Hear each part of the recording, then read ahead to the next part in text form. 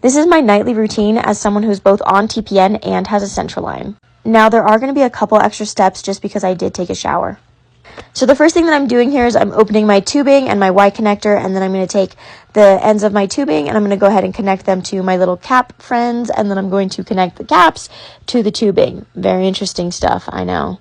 Once I'm done with that, I go ahead and get my fluid bag out and then I go spike it. And in case you've never seen this trick, I spike it and then I pull it out a little bit and I squeeze the little air bubble out of the fluid and then I re-spike it. I don't know if anyone else ever had this problem, but this pump brand is so bad about the air filter mode, because if you have the air filter mode on, then it will literally beep all night telling you that there's air in the line, even though there's not anything in the line. And I like to sleep, so I turn my air filter off. I haven't had my air filter on for literally years, which means that I have had more than a couple times where I have woken up, my teeth hurting so bad, feeling like I can't breathe, having an air embolism. Hee. So you're welcome for teaching you the fluid air trick.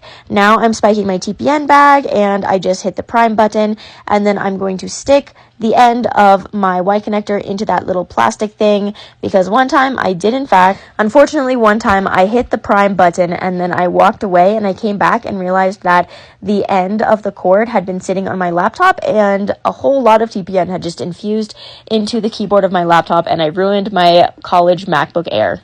Oh no, we've come to my least favorite part of this whole process. The vitamins. I don't know what I hate about this so much, but it just feels like it takes forever. And I will literally never understand how pharmacists can get paid so much, but we still have to put the vitamins into our own TPN. When I was a little girl growing up on TPN, woe is me.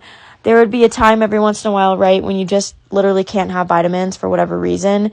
And my mom always used to call that fast food TPN. Well, let's be for real. I had a lot of fast food TPN in college because I was just too lazy. Oh, you almost missed another trick. When you take the cap off after a shower, flick it a little bit just in case any water got in there, even though we know it didn't. And I can't believe this. We made it to the end. Now, I know that all the nurses have already jumped in the comment section to tell me everything I'm doing wrong, but I will say I've been doing this for 23 years and I've had very few infections.